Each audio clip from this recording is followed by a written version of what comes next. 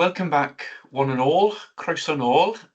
Unless somebody tells me differently, I think we're all back, and I think we're ready to reconvene our meeting. So we then turn to item 4.5 on our agenda, which is the Duty of Quality Annual Report, introduced to us by Claire Roche.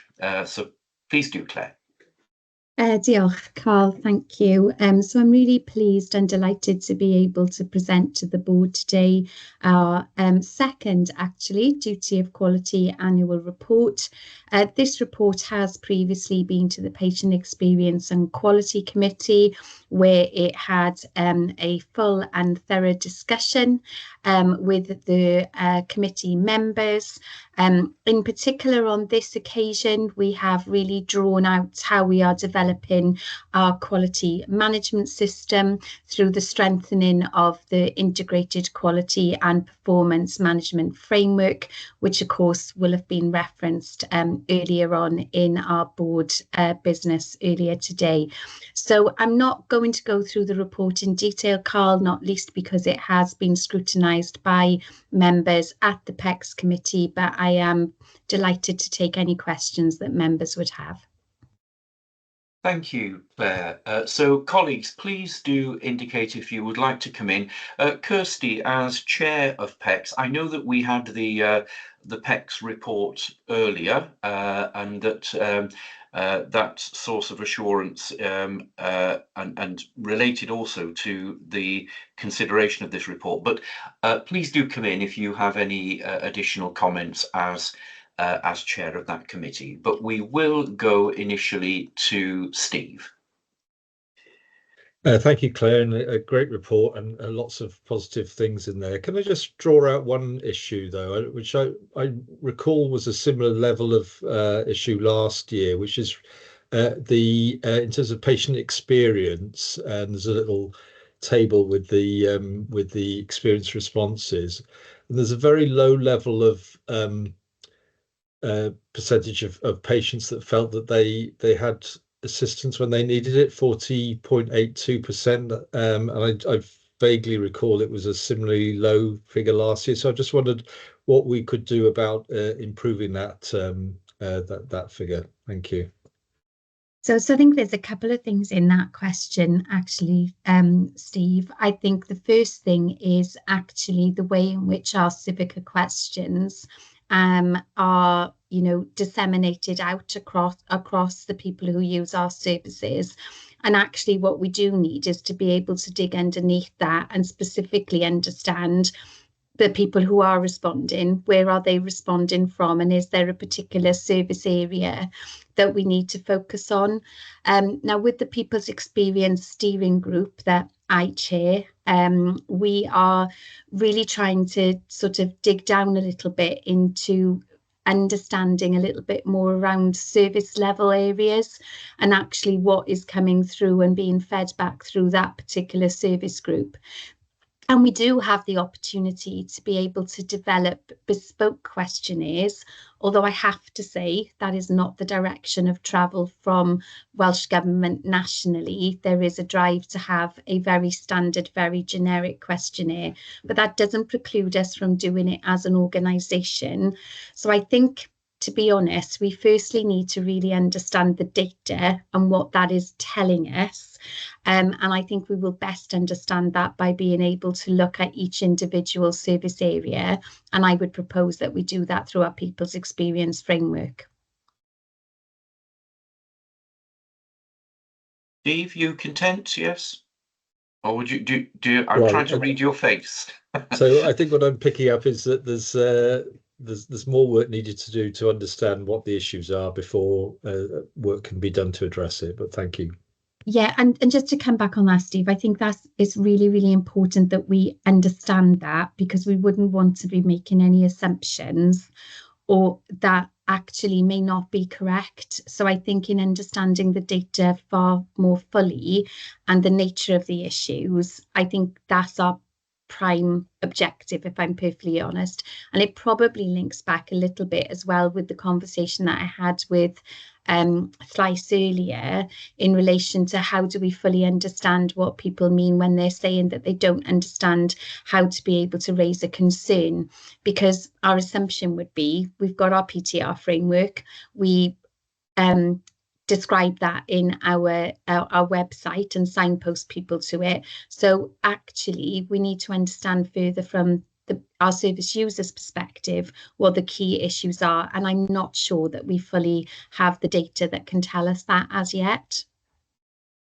Thank you. Thank you. Kirsty, do you have any comments to make? Please don't feel you have to, but before we go to the recommendation. Yes, thank you. I think Claire has just made a really, really important point. The data that we're collecting so far gives us a picture, and it's really important, but often it's the first step in understanding truly.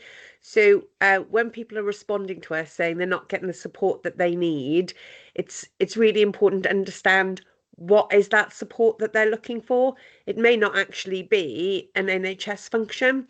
Quite often sometimes what patients are telling us is they get a diagnosis, they get treated for that diagnosis, but there is a wider impact potentially.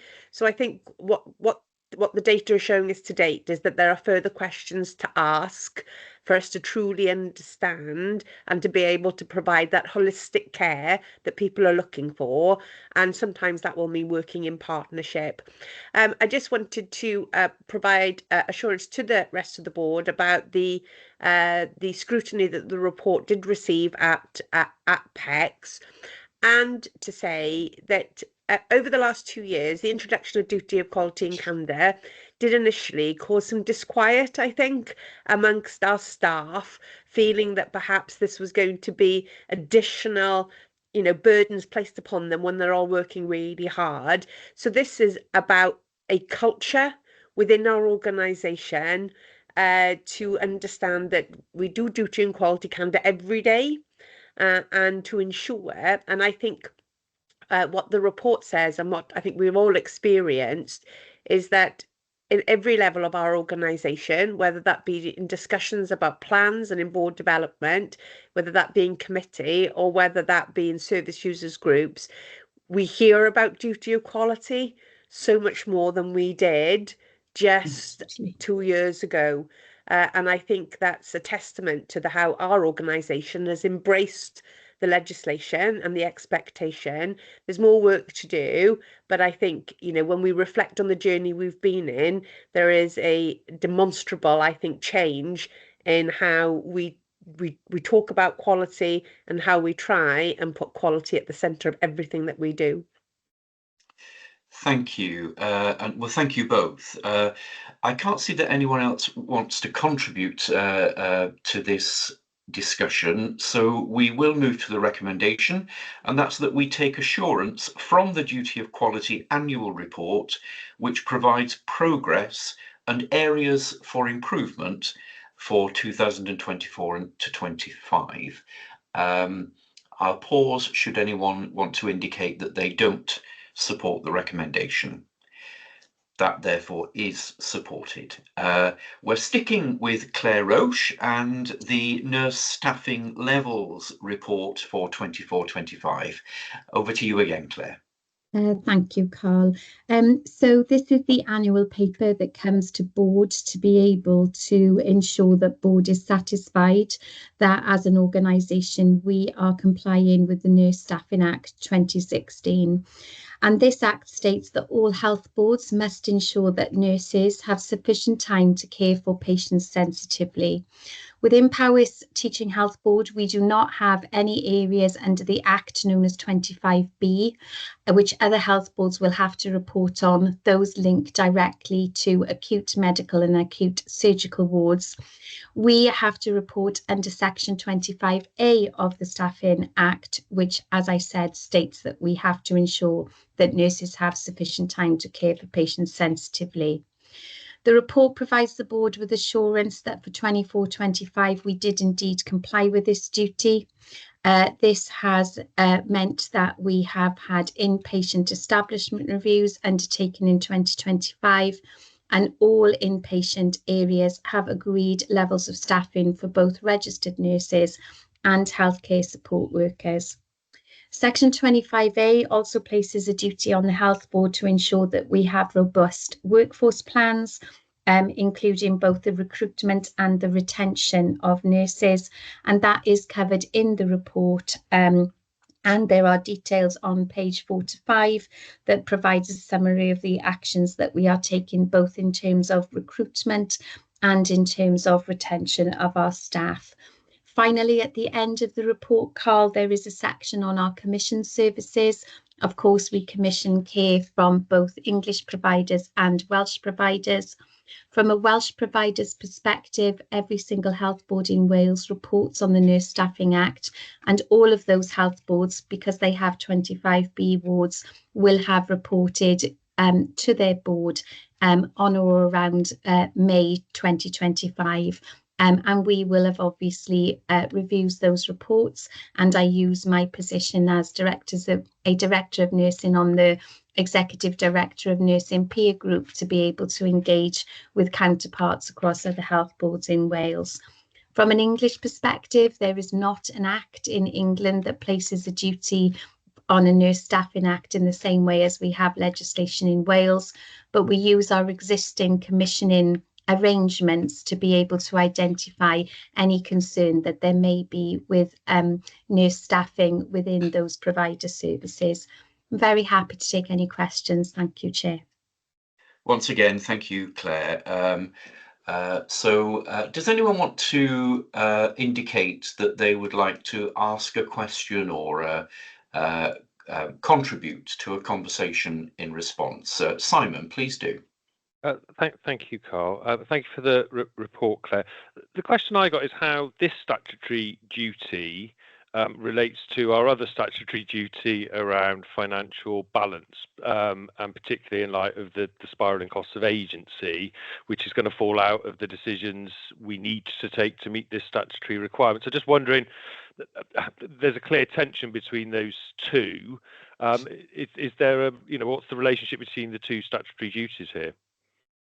So, I mean, it's an excellent question, Simon, and it's something that, clearly as an executive type team, we discuss regularly. I work with Elaine, obviously, in terms of being able to set the professional levels of nursing, and clearly in the work that we have been doing recently in terms of reducing and eradicating, where possible, our agency usage, we have had to be able to take a risk-based approach to that.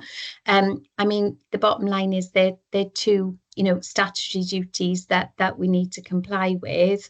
And it is very, very difficult in terms of being able to provide assurance around how nurses care for patients sensitively. It is much easier to be able to provide assurance to boards on 25B wards because, of course, they are specific about an agreed ratio of nurses. We don't have that within our health board. So clearly one of our indicators would be, incidents, concerns, complaints. It does demonstrate in the report around how we scrutinise the safe care data, which obviously demonstrates to us not just the number of patients that we have, but the dependency and the level of care that is required. I'm not sure that I have a comprehensive answer in terms of how we navigate the tension in the two duties, but certainly from an executive perspective, what I can say is that at executive committee, those discussions happen in terms of how we balance those legislative requirements. Thank you, Claire. Thank you. And I can see that Elaine also wants to offer a response. So please do, Elaine. Yeah, thank you, Simon. I think it is a really interesting observation and question. And as Claire has already said, there's no simple, easy answer to it. I think there's a reality that we face within Powys, which is we have an awful lot of very small areas that have to manage the needs of the patients through our staffing and are isolated. So we will have staffing levels that enable our staff to remain safe within that. And that may mean that some of our staffing levels are higher than if we were in a large acute trust with lots of wards bundled up against each other with the infrastructure that they have around them. So that's a specific challenge that we face, and that's one of the key reasons that drives up some of our agency costs in particular. And our medical director, Kate, also wants to offer a comment. Yeah, thank you. And on the same point, actually, thank you, Claire. It's fascinating, I think. I was looking at the figures in terms of the nursing requirements, and it struck me, and it might be worth us doing a bit of comparative or comparing the data, because we had some work, as part of the Better Together work, we've had some work done by Professor Hendry, who identified actually a significant number of patients didn't need our community hospital beds. And albeit some of them may have been waiting for a nursing home placement, you might have inferred that they didn't need nursing care, or they may need different care at home. So the figures are quite strikingly different. So I'm not saying these are wrong, but I think it might be quite interesting for us to cross-reference the two to really understand what it means. Thank you very much, Kate. I can see, Simon, you're nodding your head. You're content? Yep. Thank you. Yep. Thank you. So nobody else has indicated they want to contribute. If there is no additional or final comment from you, Claire. No, nothing from me. Thank you, Chair. Okay, thank you. So we are asked today to take assurance from the Duty of Quality annual report, which provides us with progress and areas. I'm sorry. Forgive me. This is the nurse staffing levels, and we're asked to take assurance that the Health Board meets its statutory requirements under Section 25A of the Act. That we also take assurance that the arrangements are in place to ensure that we, as a Health Board, are meeting our requirements to consider outcomes for Powys patients receiving care from other providers, which may be affected by nurse staffing levels in commissioned services. Apologies for the mix-up of those recommendations. Colleagues, if anyone wants to indicate that they don't support that recommendation, please do so. Therefore, that too is supported, which takes us to the winter vaccination paper, and we're going back to our Director of Public Health, to Mez. Thanks, Mez. Diolch, thank you. So I'm presenting today the COVID and influenza or flu vaccination programme for this autumn winter. Colleagues will know that this is an annual report that I bring to the committee, and it has been through exec committee in August as well. So it sets out the plan for both COVID and flu vaccination. So for COVID, to note that COVID vaccination remains a twice yearly vaccine, and the eligible groups for the autumn remains the same as that for spring. So those eligible groups are immunosuppressed individual aged 6 months and over, care home residents, and adult aged 75 years and over. In terms of delivery for that, so work with care homes has already commenced in September to support care homes with the mental capacity assessment and consents, and then vaccination of COVID vaccination will start on the 1st of October and will commence in care homes during the first 2 weeks, and then we'll be inviting people in priority order. And then in terms of flu vaccination, in terms of the delivery model there, it's a blended delivery model. In terms of children, school-aged children are done by the school nursing team of the Health Board, 2 to 3 year olds by GP practices, and then adults vaccines are done by GP practices, pharmacies, and also Health Boards will, at the end of the programme, support as well, should vaccination rates not be where we want them to be. Two changes to note in terms of the flu programme for this year, and they are quite substantial changes. The first one is the centralisation of the flu vaccine. What that means is in the past, GP practices and pharmacies would have purchased and ordered their own vaccine. Welsh Government have moved to a process where they purchase the vaccines across Wales, and then an ordering process and coordination through health boards to those participating. Pleased to say that everybody who's participating in Powys, the vaccine arrived sort of early, and that has been a smooth process, but quite a big transformation in terms of logistics there.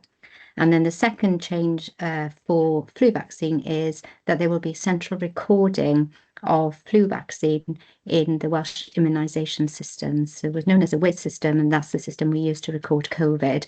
All providers delivering will need to use that centralisation process. The benefits of that will be that we will know who's been vaccinated when, and also would help in terms of targeted approach during the campaign as well, to invite and offer vaccine to those who haven't been able to take up the offer through their primary provider. Happy to take questions. I appreciate there's quite a bit in the report. Yeah, let's probably move to questions if that's okay, Chair. Absolutely. And I can see that Ian wants to come in. So please do, Ian. Thanks, Chair. Thanks for the paper, Mez. Always good to keep abreast, obviously, of where we are with these programs. My question really is perhaps a little bit outside of the scope of the paper, but I think it's important when we think about the kind of epidemiology aspects of vaccination. And it relates slightly back to the point I think that our outgoing Vice Chair made earlier on about other narratives about vaccination as well. In terms of longitudinal data, do we have any consistent data which tells us that our programs are, reaching capacity year on year, or are we seeing fluctuations of people perhaps resisting or wanting more in terms of vaccination? I'm just wondering what the longitudinal data is telling us about the take-up of vaccinations across both the COVID and the influenza programs. So that's not an opaque question, but I'd appreciate if you could give me some kind of response or point me in to where the data might be. Yes, that's fine. Happy for me to come back in, Chair. So, please do, yeah.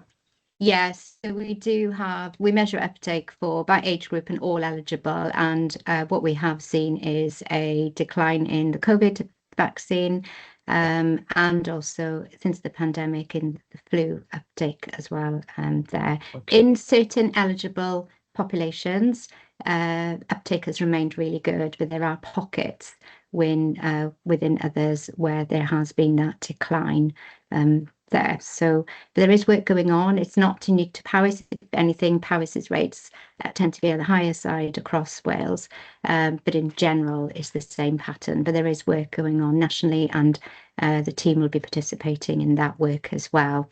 In terms of COVID vaccine, there was a piece of work that the team did in the spring for those who actively declined the vaccine. They did do a survey to understand really what that reasons sort of were, and look at how we could sort of address them. And there are things that we can do there as well. So they'll be looking to implement them this autumn as well.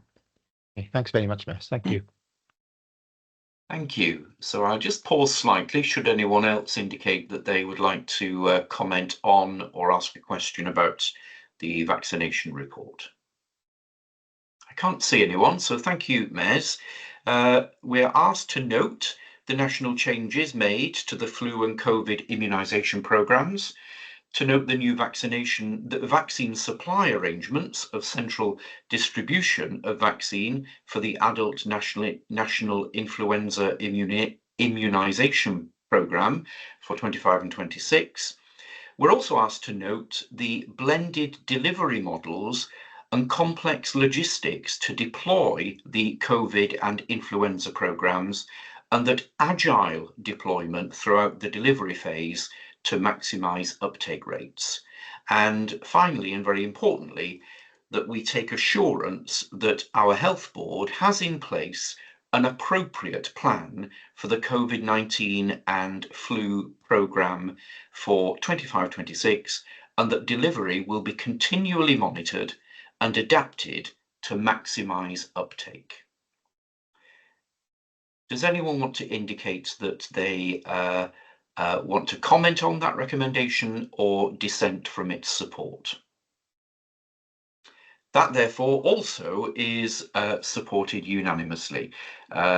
Thank you so much. We come now to our consent agenda. I explained earlier what this was and how we deal with it. Therefore, we support the recommendations associated with these papers en bloc, without discussion and without conversation. So that therefore is done. I'm not aware of any other matters that need our attention today, and therefore there is no other urgent business. And just before, therefore, we come to the end of our meeting and close our meeting, I mentioned right at the start of our meeting that two of our very valued colleagues are leaving us, or at least this is their last board meeting today. And as board colleagues, we will have a more informal opportunity to say thank you and goodbye to Claire and Kirsty in a few days. But it would certainly be very remiss of me, on behalf of us all, just to say a huge thank you to both of you. You know, when you think of working life and of public service and so on, you want to leave a role, don't you, thinking that you've helped to develop things, to improve things, and things are, at least in parts, better because of your contribution. And that's absolutely the case for both Claire and Kirsty. Claire, even in this meeting, we've had evidence galore of the way in which you have made a superb impact on our quality agenda. When we talked about the integrated quality and performance report, that is certainly largely down to the work in which you have done, the way in which you've led the development and implementation of our duty of quality. You know, again, we've had that evidenced in our meeting today. But I think as well, the way in which you and Kirsty have worked together harmoniously, effectively and efficiently within the Patient Experience Quality and Safety Committee. And we can think of how our new escalation framework has really been implemented in an effective way. We think of the improvements made to our maternity services. We've had reference today to the improvements in ND services. It's not perfect, we've got more to do. And indeed, we could also reference our mental health services as well. So for all of that and much, much more, a big thank you. Kirsty, it's been my privilege and pleasure to work very closely with you as chair and vice chair. Your public service in Powys is distinguished and very, very well known. And that is certainly the case during your years as vice chair. I and we have appreciated your insightfulness, and that's because of your embeddedness in Powys communities, your focus on people, be they patients, be they population at large. You mentioned our staff earlier. Also, your incisiveness, the way in which you have scrutinized matters in an informed way, but also in that maintaining those relationships of mutual respect and support, and your tenacity as well. If something needs pursuing, you know, you have actually made sure that we get to where we need to be with some of those matters. And the last thing I want to say to both of you is, you know, as a board, we have always said, you know, that our behaviours and how we do things is absolutely crucial in order to enable the what we do.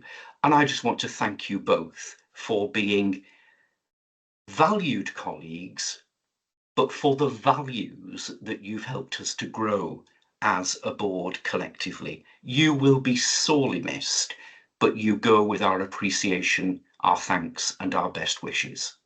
Thank you so much. So, without any further ado, we do have one or two items that we need to deal with in committee, in private meeting, and in order to enable that to happen, then I have to put to you a particular motion. So I, working on advice from our Director of Corporate Governance, have determined that the following items include confidential or commercially sensitive information that's not in the public interest to discuss in an open meeting at this time. And so our board is asked to take this advice into account when considering the following motion. And this motion is taken from from section 12 of the Public Bodies Admission to Meetings Act 1960. And the motion is that representatives of the press and other members of the public shall be excluded from the remainder of this meeting, having regard to the confidential nature of the business to be transacted, publicity on which would be prejudicial to the public interest. So again, I'll assume that all support that motion, but I will pause should anyone want to indicate that they don't. That is supported. That concludes the business for this in public meeting. I simply thank everybody that has worked so hard in the preparations for this meeting, in the support with the technology and so on for the meeting, and everyone that's contributed in terms of presentations to the discussion and so on, acknowledged and appreciated. So that brings us to an end, and we will join the in-committee meeting at 14:20. Thank you.